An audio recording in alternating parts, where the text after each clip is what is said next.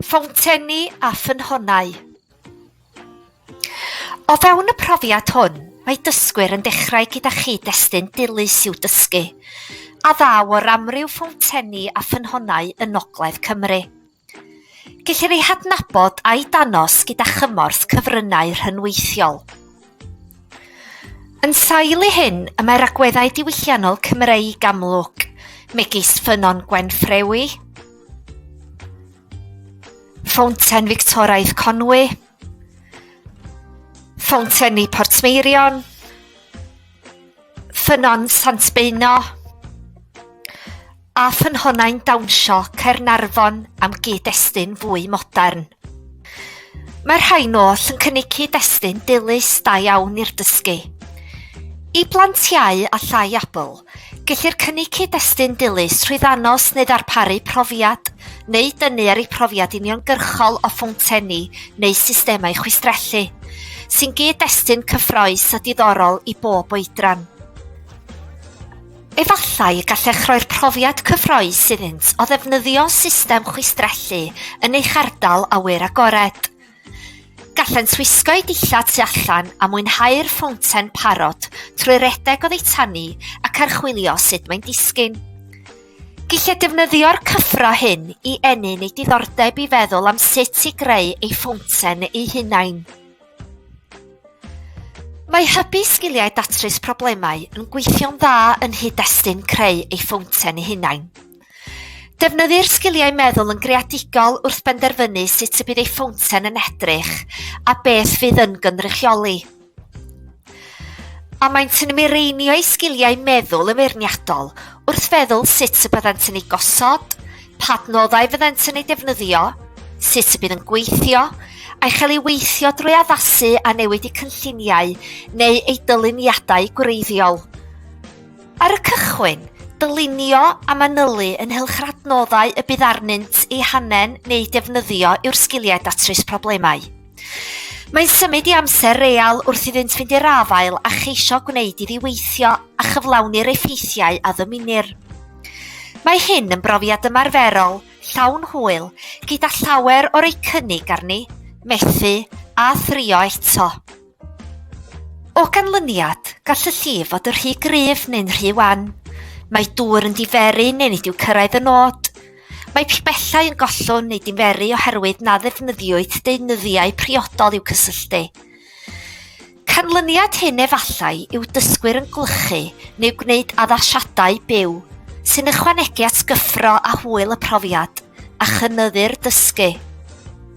Mae gan y profiad hwn y potensial i gynnig her i bob dysgwr drwy ei hannog i ymdrechu'n barhaus wrth iddynt fynd i'r afael ar broblem o greu ffownten eu hunain neu ffownten eu tîm. Mae dysgwyr yn gosod eu disgwyliadau eu hunain drwy'r broses gynllunio ac yn gyrru eu hunain i gyflawni'r meini prawf llwyddiant y maent wedi sefydlu eu hunain ar gyfer ffownten sy'n gweithio. Mae'r awydd i lwyddo'n gryf oherwydd bydd dysgwyr eisiau creu ffownten sy'n gweithio.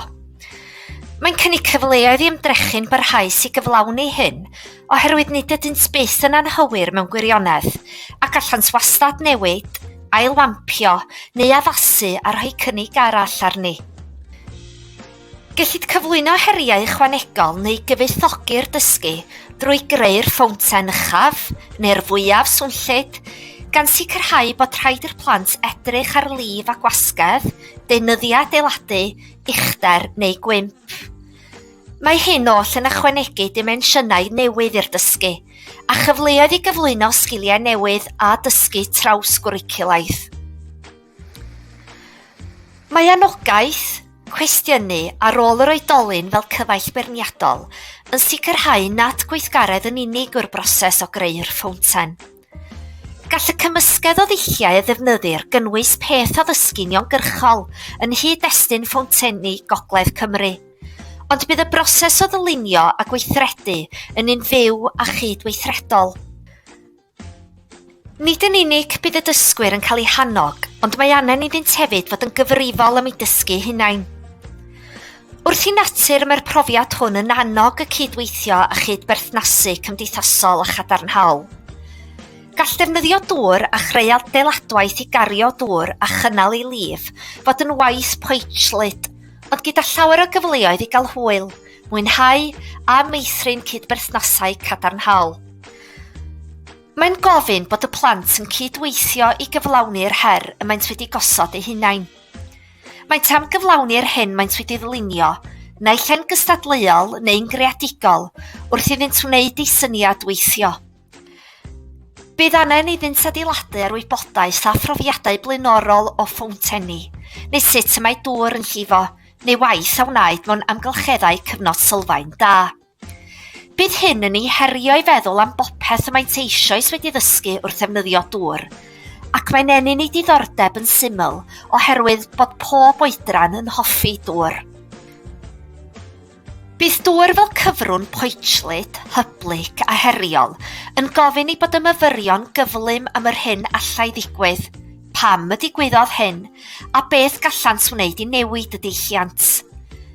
Defnyddir strategaethau asesu ar gyfer dysgu pwysig i gyflymu cynnydd tuag at ei targed ei hunain o wneud i'w ffownten weithio.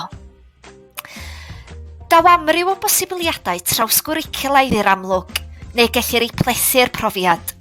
Mae'r dyniaethau yn bennaf y disgyblaethau a'r cyd-destun hanesyddol a daearyddol i ffownteni yn ymwneud â chyd-destun dilys. Gall rhifedd ymwneud â mesur, dylunio, cynhwysedd, mesur llif, uchder ffownten ac enwi dim ond rhai. Gall lythrennedd ymwneud â geirfa sy'n gysylltiedig â ffownteni, datblygu iaith i ddisgrifio ei dyluniad a'i ddatblygiad, llythrennedd creadigol yn hyd-destun dŵr neu ffownteni. Mae agweddau hefyd ar les sydd â chysylltiad agos a sut y defnyddir dŵr a ffownteni ar ysbrydoliaeth a geir ohonynt. Mae agweddau pwysig sy'n rhoi sylw i'r 4 diben yn rhan annatod o'r gweithgaredd hwn. Mae'n weithgaredd tu allan sy'n defnyddio dŵr, sydd â chyfraniad pwysig i iechyd a lles. Mae angen i'r plant fod yn greadigol ac yn fentrus wrth wireddu syniadau, a defnyddio'n greadigol yr adnoddau a'r darnau rhydd sydd ar gael iddynt yn yr ardal tu allan. Mae angen iddynt allu defnyddio'r deunyddiau hyn a'i cymhwyso at ddŵr, sy'n gofyn am sgiliau ac effeilwyd eisoes trwy brofiadau blaenorol. Gall defnyddio dŵr godi cwestiynau ac ymholiadau pwysig o ran bod digonedd ohono ar gael yn Nghymru, a defnydd moesegol adnodd mor bwysig.